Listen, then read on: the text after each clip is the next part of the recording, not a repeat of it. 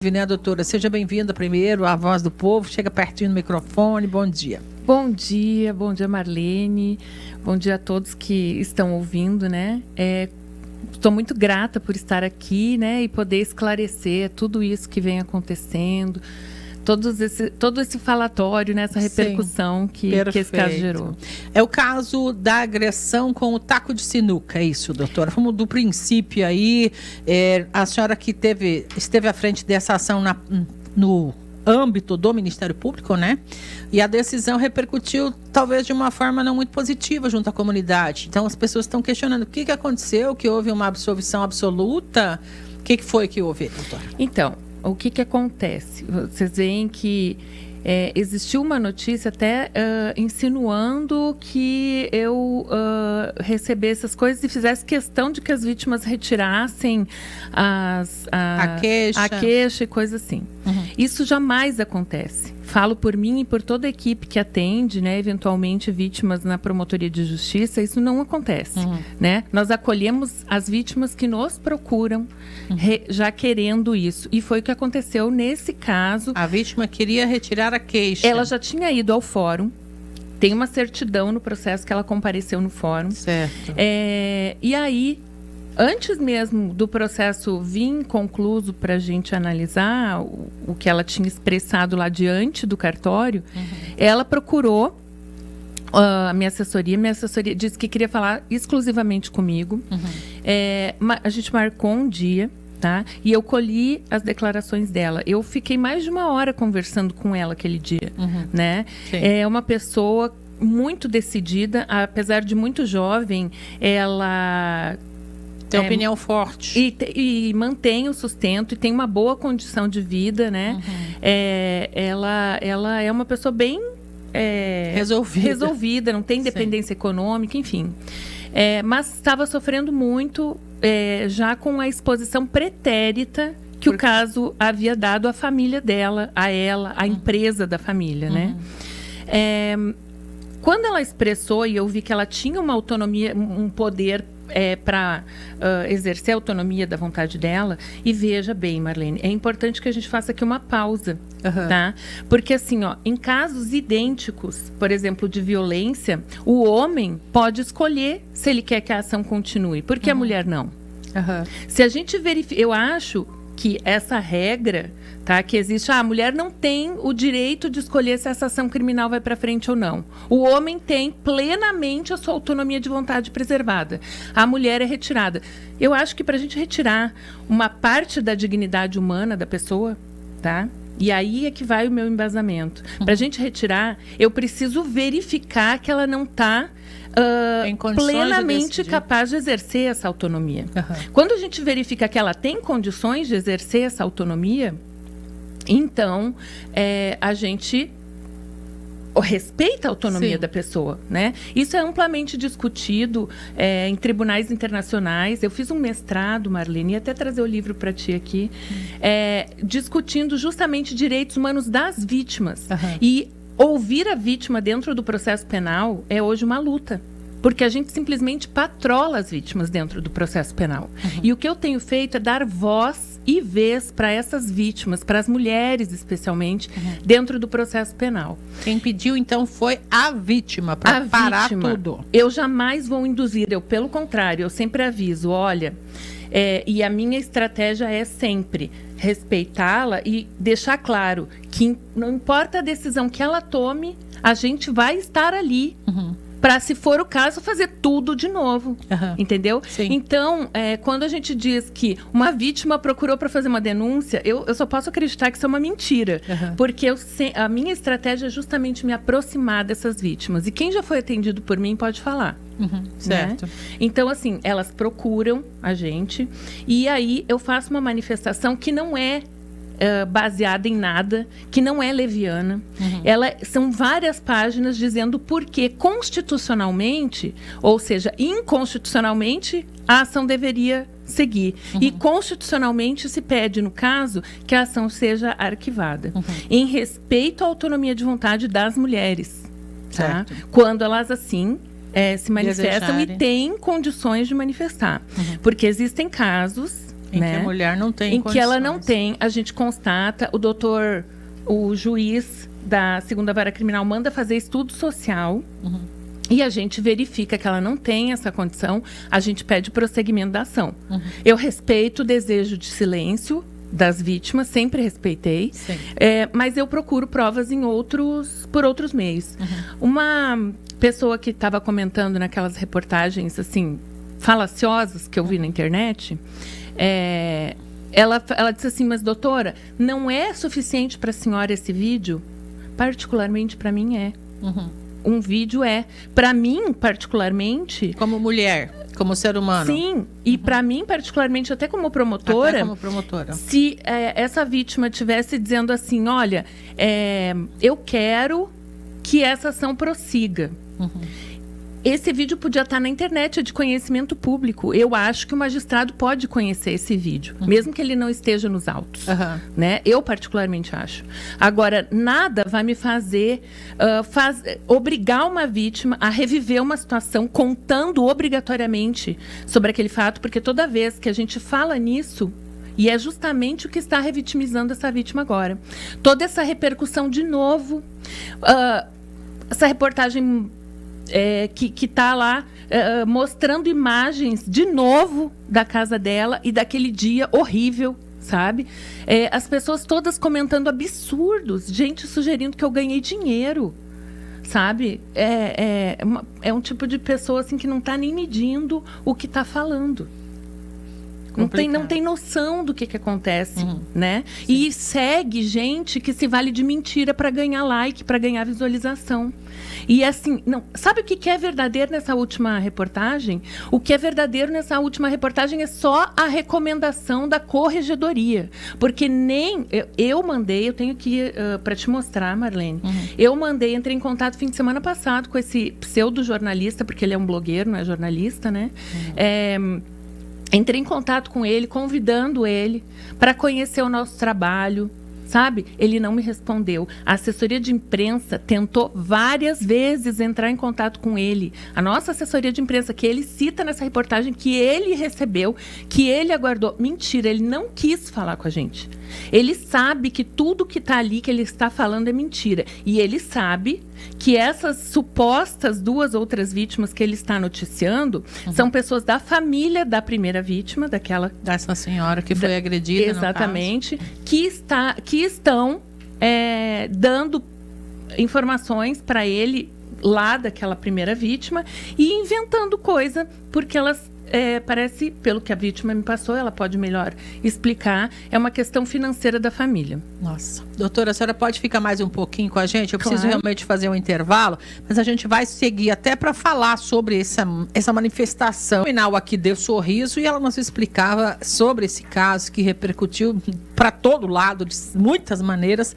E antes de ir para o break, a gente trouxe aqui um comentário de uma das nossas ouvintes internautas, e eu tenho certeza que a doutora já leu coisa pior na internet em relação a este caso, mas gostaria de ver o que a senhora diz para esta senhora e para quem mais está nos ouvindo em relação ao que ela disse, que a senhora só fez a vontade da vítima, e se ele matar depois, a senhora vai dizer isso, que só fez o que ela queria.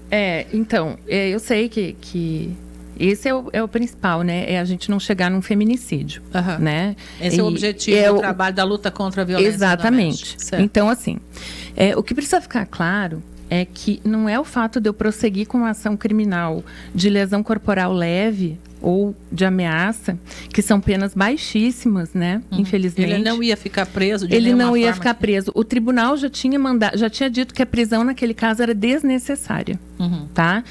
Tá escrito. Em audiência mesmo de custódia já não, quando a gente pediu a prisão preventiva, o juiz daqui decretou a prisão. Existia um risco para a vítima. Foi entendido que existia um risco. Aí, o flagrado entrou com habeas corpus lá no Tribunal de Justiça. E o Tribunal de Justiça fixou uma fiança, o que, no meu modo de ver, e eu estou acompanhada aí de ampla maioria de entendidos aí em violência doméstica e Lei Maria da Penha, é um absurdo fixar a fiança, porque a mulher, o patrimônio que vai ali é da própria mulher também. Sim, da vítima. Muitas vezes, da vítima, né? Certo. Mas, enfim, fora isso, eles disseram nesse acórdão, nessa decisão, que a prisão era desnecessária naquele caso. Então ele já foi posto em liberdade a partir desse habeas corpus. Exatamente, né? Bastava ele pagar a fiança. Coisa que ele não fez, né? Porque ele não tinha 30 mil reais para pagar de fiança. Ele ficou preso, mas não sei quanto tempo. É importante que eu diga, né, que eu sou uma pessoa que opina. Eu levo os fatos até o magistrado. Quem decide é o magistrado. Mas é claro que se eu não pedir ou entender que aquilo está equivocado, eu vou orientar a vítima, né? Vou tentar levar por outro lado. Por que nesse caso dessa mulher eu pedi a absolvição sumária e o magistrado, pelos mesmos motivos, absolveu sumariamente esse rapaz? Porque assim, lesão leve, né, e ameaça, eles têm uma pena pequena. Nesse caso, o rapaz não tinha nenhum antecedente. Não tinha histórico. Aquilo aconteceu a primeira vez na vida deles. Tá? Ela conta a história. Ela tenta, né? Ela traz pra gente... ela contou, trazendo do que tinha acontecido na família deles. Mas isso não interessa agora. Sim. O que interessa é a gente trazer aqui, tanto para essa quanto para outras mulheres. Para que as pessoas entendam. A minha estratégia é manter as vítimas em contato com a rede de serviços aí de enfrentamento à violência contra a mulher. Por quê? Porque existem estatísticas, né, estudos científicos comprovando que a mulher que está dentro do atendimento da rede é o menor percentual de morte. Então, quando a mulher está sendo atendida, ela vai se fortalecendo e ela consegue sair daquela relação. Então, o que a gente precisa fazer? A gente respeita a autonomia da mulher, a gente ganha a confiança dela e continua trabalhando com ela. A gente tem na Promotoria de Justiça, a nossa equipe consegue cursos, empregos, né, para as mulheres, para conseguir galgar aí autonomia financeira, né? A gente tem psicóloga na nossa equipe e a prefeitura fez um excelente investimento colocando várias psicólogas na Secretaria da Mulher para atender mulheres. Então, hoje a gente tem efetivamente mais tratamento psicológico para fortalecimento da autoestima da mulher, tudo para que ela faça o caminho de deixar aquele agressor. Ou que se isso for de fato um fato novo, que a gente fortaleça os vínculos daquele casal e que aquele casal, se efetivamente vai se manter junto, em família, seja nesse sem caso... violência. Exatamente, que resolva os conflitos sem violência. Essa é a nossa estratégia. É investir em políticas que fortaleçam a mulher e, se for o caso, fortaleçam o casal com vínculos de amor e não de violência. Família, né? No caso. Muitas vezes a gente vê homens que estão adoecidos e mulheres também que estão adoecidas pela droga, pela bebida, né? Homens também, e que chegam a esse extremo. E quando chegam a esse extremo, essa é a gota d'água. E conseguem. Eu não tomei conhecimento até hoje de reincidência nesses casos assim que eu atendi. Mas se tiver, e isso pode ocorrer, o ser humano é imprevisível, a gente está sempre disponível, a gente mantém acompanhamento, tem muitas que a gente liga e não foi uma nem duas que a gente prosseguiu com a ação. Eu lembro de um caso que a mulher foi assistida pela Defensoria Pública numa audiência já faz um tempinho, nem era o mesmo magistrado. Ela pedia a retirada das medidas protetivas, ela pedia... foi na audiência, não, quis ficar em silêncio, mas disse que queria voltar com ele e tal. E era um crime extremamente grave, o cara tinha tentado matar ela, de fato, né? E a gente... pediu para manter as medidas protetivas, pediu para manter a prisão, porque na medida que a vítima diz que não tem periculosidade com o cara solto, como é que eu vou dizer que tem? Né? Mas ali os fatos estavam me dizendo que tinha, era uma tentativa de feminicídio. E ela, obviamente, depois de ser vítima de uma tentativa de feminicídio, não estava vendo o que a gente estava conseguindo ver. O risco que ela corria, no caso. E até porque já tinham antecedentes. Aí, nesse caso, a gente manteve tudo. E o final foi muito feliz, porque ela acabou conseguindo se fortalecer. A gente fez o acompanhamento, insistiu, e ela foi ser feliz, né? Conseguiu sair daquele círculo ali e... acabou conhecendo outra pessoa e tocando a vida. Esta vítima em específico, como ela está hoje? Eu vi que a senhora ainda mantém o contato e esse é o seu objetivo, falar com ela eventualmente. Exatamente. A gente tem... do meu dinheiro, quem diz que eu recebo, não, eu gasto. Eu não tive Tá? Eu não consegui um número de telefone, um WhatsApp para nossa promotoria exclusivamente. Só que as pessoas que estão envolvidas com violência doméstica, isso é uma questão de segredo, sabe? É uma família. Sim. Né? Machuca essa família que isso seja publicado, que as outras pessoas fiquem dando opinião, porque a gente não tem que dar opinião, né? A gente precisa de privacidade. Não dá para todo mundo da promotoria atender. Ter acesso a isso. A nossa equipe treinada. Então, a gente tem um número na promotoria de justiça que é exclusivo. Essas vítimas, elas não precisam necessariamente ir até a promotoria. Elas são atendidas pelo WhatsApp. Né? A gente facilita tudo o que a gente pode. E essa é o nosso objetivo. Encurtar caminhos para as vítimas nos atendimentos, facilitar os atendimentos. A gente sabe que tem mulheres que são reféns, né? Então, ir até a promotoria de justiça é muito difícil para essas mulheres. A gente atende pelo WhatsApp, a gente faz atendimento por chamada de vídeo. Enfim, todo tipo de coisa que a gente puder fazer para facilitar o acesso dessas pessoas a nós e a mim. Eu faço questão de atender as vítimas pessoalmente. Tá? Então, assim, claro, eu tenho, né, uma assistente social, uma psicóloga no nosso núcleo. É claro que o atendimento delas é maravilhoso, muito melhor que o meu, muitas vezes, né? Para uma sessão, assim, né, de retirada de pesos das costas. Mas tem gente que gosta de falar. A vítima se sente talvez segura de conversar com a senhora. E eu atendo, faço questão. Muitas vezes passo até meu telefone pessoal. Imaginou que daria essa repercussão, esta decisão em específico, doutora, que repercutiria desta forma? Jamais, jamais. Nunca pensei, até porque, assim, o que está sendo questionado é uma prerrogativa constitucional do promotor de justiça. Né? É isso que está sendo questionado. Está sendo questionado digamos assim, uma proteção constitucional que eu tenho. Porque eu tenho que ser independente para poder emitir minha opinião conforme a minha consciência e a Constituição Federal. E é o que eu tenho feito de forma fundamentada e muito bem fundamentada. E esta recomendação, podemos falar sobre isso? Claro que podemos. Essa recomendação da Corregedoria, a meu ver, assim, ela saiu num péssimo momento, né? Reacendendo. Mas eu entendo, assim, que essa repercussão foi muito negativa para o Ministério Público. Eu fiquei muito triste, sabe? De querer fazer um trabalho sensível de defesa aos direitos da mulher. E isso repercutir mal, ser mal interpretado, né? Pela sociedade, porque eu trabalho para a sociedade, eu tenho que prestar contas do meu trabalho para a sociedade, eu tenho muita consciência disso, sabe? Eu sou uma servidora pública que sirvo a sociedade de forma humilde. Eu peço que as pessoas busquem se inteirar sobre o trabalho que eu faço aqui, porque fazem 10 anos que eu estou em Sorriso e eu sempre procurei dar o meu melhor para todos aqui.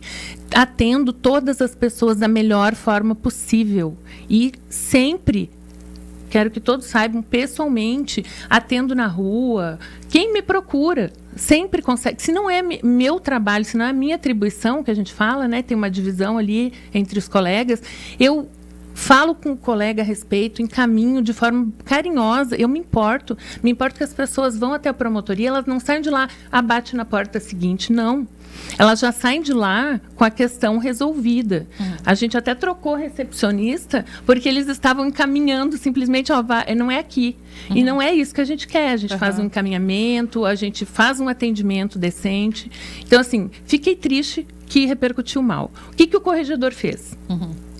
Ele disse assim, prestem atenção, a lei é essa aqui, observem isso aqui. Só que eu, dentro da minha independência funcional, eu posso dizer, olha, isso aqui é inconstitucional. Se vem uma lei que eu entendo fundamentadamente, é claro, não é levianamente, né? Eu não quero aplicar essa lei hoje. Não, eu tenho que dizer por que isso aqui é inconstitucional, né? E assim, eu fiz em todas as manifestações que eu fiz no sentido de afastar a incondicionalidade da ação penal pública nesse caso, né? Da representação.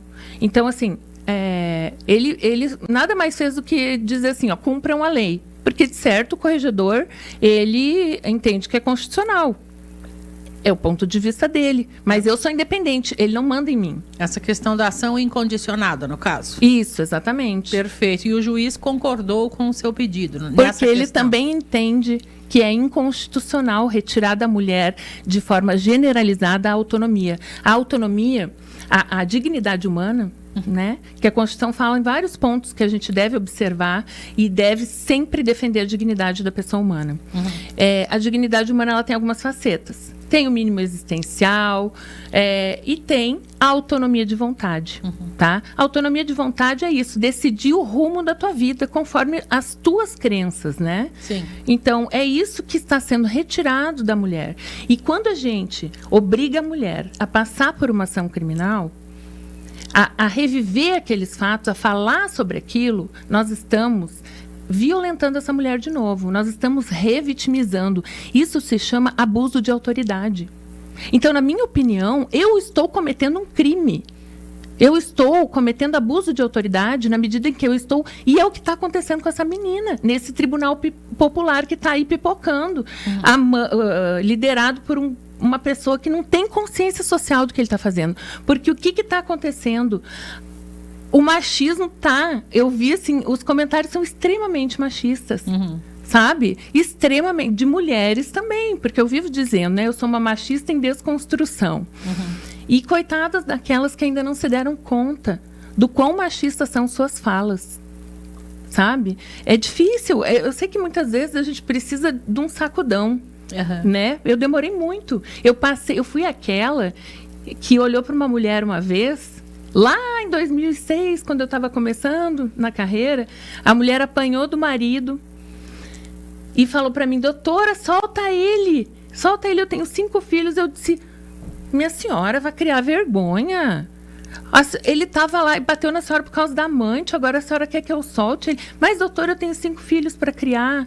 E eu disse assim, não pedi para soltar, né? E disse assim, ó, te vira. Não aparece mais aqui. Depois, se ele sair, a senhora não vem reclamar aqui na minha porta.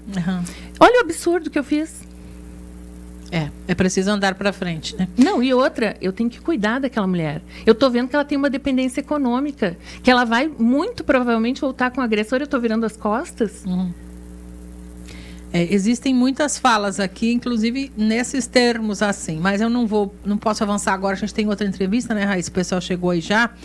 Doutora, fiquei muito feliz que a senhora tenha atendido o nosso convite para vir aqui falarmos a respeito e, na medida do possível, a gente pretende ouvir esta vítima também, que parece que ela já está mais tranquila em relação à situação e gostaria de realmente avançar no sentido de colocar um ponto final na história. Respeitando os direitos de cada ser humano, nosso propósito aqui é esse mesmo, democraticamente, né, de fala, enfim.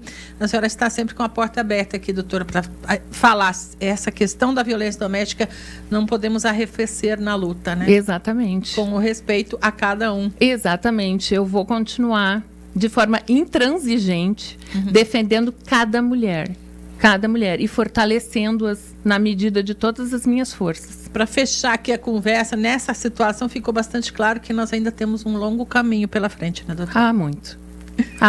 E depois desse monte de discurso de ódio aí liderado por esse blog, eu fico pensando, né, a falta de consciência social no desserviço que está sendo prestado, colocando aí toda a população contra mulheres, estereotipando ainda mais, né, mulheres que são vítimas de violência. Isso aí é tudo falta de cultura, né? Uma cultura machista que está extremamente arraigada. Nós somos aqui, em primeiro lugar, em estupro. Está aí a demonstração e o motivo, né? Esse tipo de comportamento. Rezemos para que as coisas melhorem.